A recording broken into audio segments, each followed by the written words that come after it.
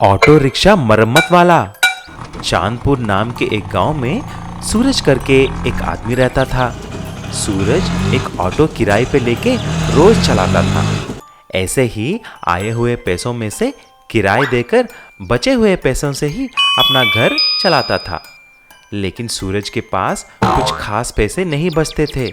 इसीलिए एक दिन उसकी बीवी ने ऐसी बोली, देखिए जी, अब तक जो हो गया सो हो गया। आप ऐसा ही किराए के ऑटो चलाएंगे तो कुछ नहीं बचेगा। आपको एक नई ऑटो खरीदना है। अरे देवी, नया ऑटो चाहिए तो बहुत पैसे लगेंगे। मेरे पास इतने पैसे कहाँ से आएंगे? मेरे पास मेरे मैके वाला दिया हुआ कुछ गहने हैं, उन्हें बेचकर एक ऑटो खरीदो।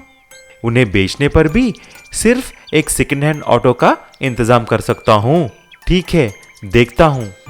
ऐसा बोला और गहने ले जाके उन्हें बेचकर एक ऑटो मैकेनिक विनोद के पास जाता है। अरे विनोद भाई, मुझे एक अच्छी सेकंड हैंड ऑटो चाहिए। मेरे पास 50,000 रुपए हैं। सूरज भाई, 50,000 में क्या सेकंड हैंड ऑटो? तुम भी पागल जैसा बातें करता है। अच्छा ये बात है, अब मुझे कुछ नहीं पता, तुमको ही कुछ करना पड़ेगा। ठीक है सूरज भाई, मेरे साथ आओ। गांव के बाहर एक कारखाना है। उसके बाहर बहुत सालों से एक ऑटो पड़ा हुआ है। हम उसको लेके जाते हैं और उसको मरम्मत करते हैं। मुझे मालूम है उसकी इंजन बिल्कुल ठीक है। ऐसा तुम्हारे बजट में ही एक नया ऑटो हो जाएगा। आपकी मर्जी है भाई। ऐसा सूरज और विनोद जाकर उस ऑटो को ले जाकर मरम्मत करने लगते हैं। कुछ ही दिन में विनोद ऑटो को पूरी तरह नया जैसा बना देता है। उसी दिन दो गुंडे आकर विनोद और सूरज को मारते हुए उसी कारखाने के अंदर लेके जाते हैं और उन दोनों को बहुत मारते हैं। कुछ ही देर में एक आदमी आता है। वह उस गांव का बहुत बड़ा शाहूकार है। मेरा नाम रतनलाल है और वह ऑटो कहाँ पर है? तभी सूरज ऐसा पूछता है, अरे सेठ जी, वह ऑटो तो यहीं पर पड़ा था। विनोद ही उसे ले जाकर मरम्मत किया। उसके अलावा मुझे कुछ नहीं मालूम। क्या रे विनोद, साफ साफ बता दो कि उसके ऑटो का सीट कहाँ पर है? अरे सेठ जी, उसका सीट को तो आपका मैनेजर लेके गया है, क्योंकि वह तो कुछ काम का नहीं है ना। अच्छा ऐसा है, क्योंकि उस सीट में मेरा सारा सोना छिपा कर रखा है। ये बात सिर्फ मुझे और मेरे मैनेजर को पता है। आप सच बोलते हैं तो बच जाएंगे। सेठ जी मैनेजर को बुलवाकर बहुत मारता है। तभी मैनेजर अपना गलती कबूल कर लेता है। अरे सर जी, मुझे माफ कर दो। मैं ही आपका ऑटो बेचकर सीट को चुरा लिया है और आपको बोला है कि ऑटो को चोर ले गया है। माफ करो मुझे। सच जानने के बाद सेठ जी विनोद और सूरज को छोड़ देता है। तब से सूरज ईमानदारी के साथ अपना मरम्मत किया हुआ पुराना ऑटो को चलाकर खुशी से रहने लगा। बिरयानी की खुशबू। एक गांव में एक छोटा सा परिवार रहता था। उस परिवार का मुखिया राजेंद्र था। राजेंद्र का एक बेटा और बहू थे। बेटा तो बहुत नालायक था, पर बहू बहुत ही समझदार थी। राजेंद्र एक चाय और समोसे का ठेला लगाता था और अपना घर चलाता था। उसका बेटा लल्लन तो बस इधर उधर घूमता ही रहता था। बेटा, अब मैं बूढ़ा हो गया हूँ। अब सारा दिन अपने ठेले पर काम नहीं कर सकता। तुम अब शादीशुदा हो, तुम्हें मेरे व्यापार में अपना साथ देना चाहिए। नहीं पिताजी, मुझसे यह नहीं होगा। मैं तो सारा दिन एक जगह खड़ा नहीं रह सकता। मैं कल से आपके साथ ठेले पर जाऊंगी, आपकी मदद भी करूंगी। पर बेटा। मना मत कीजिए पिताजी, मुझे अपने साथ ले जाना मत भूलिए। मैं भी आपके बेटे की तरह हूँ। ठीक है बेटा, तुम कल मेरे साथ चलना। अगले दिन लल्लन की पत्नी ने सुबह सुबह उठकर थोड़ी बिरयानी बना ली और अपने ससुर के साथ चल दी। ये मेरी बहू है, आज से ये मेरी मदद करेगी, आपको गरम गरम समोसे खिलाएगी।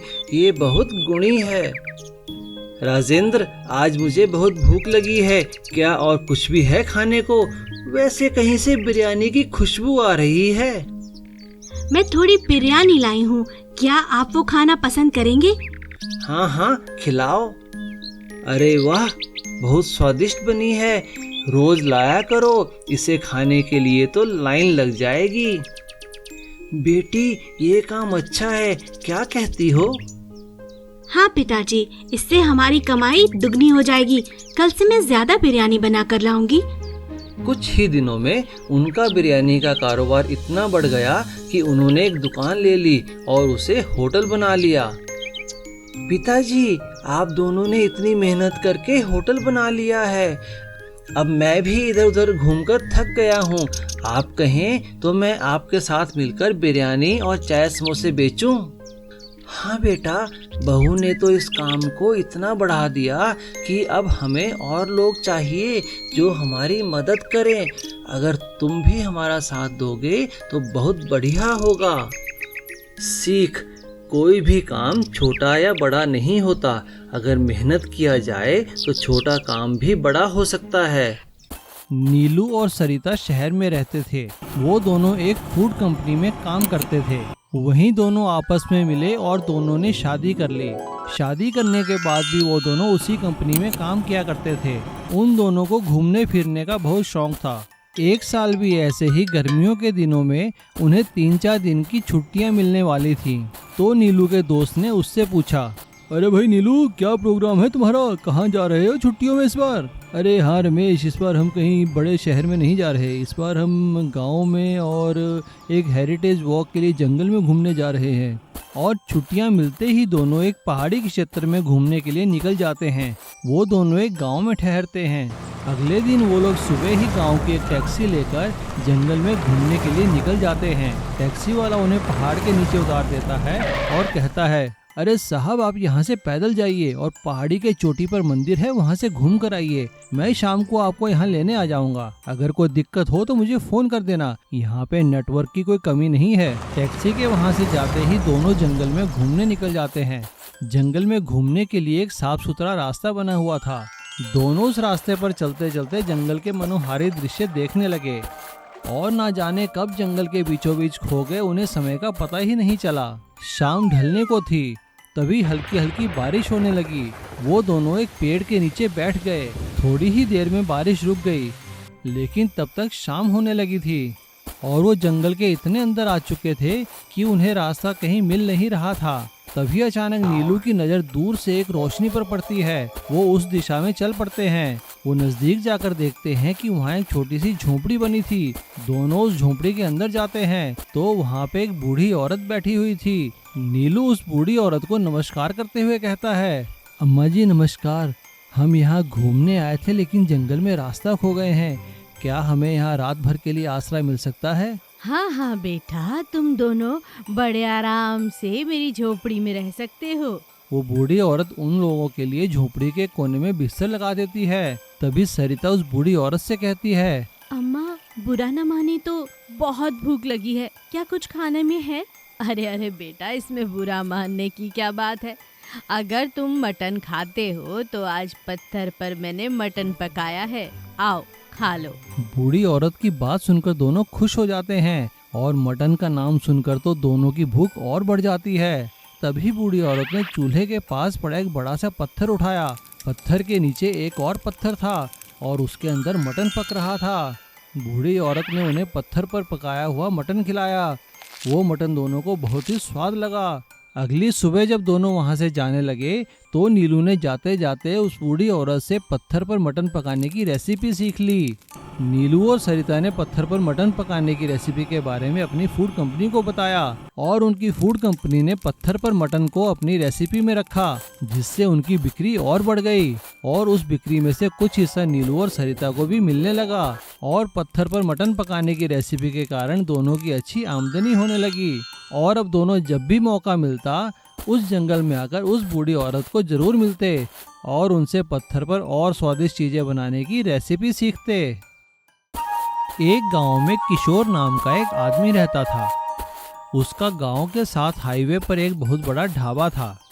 वो अपने ढाबे में बहुत ही स्वादिष्ट खाना बनाया करता था और लोगों को बड़े ही प्यार से खिलाया करता था।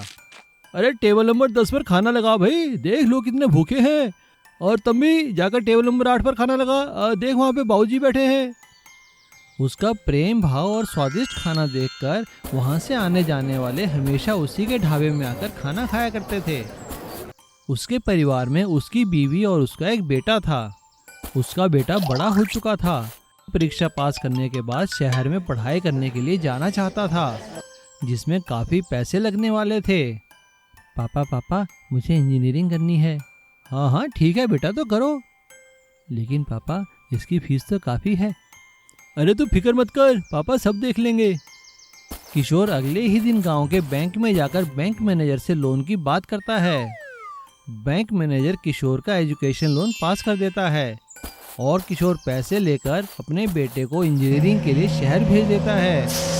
गांव में ही रहने वाला कमल किशोर की तरक्की से बहुत जलता था। ये किशोर न जाने क्या घुट्टी पिलाता है सबको।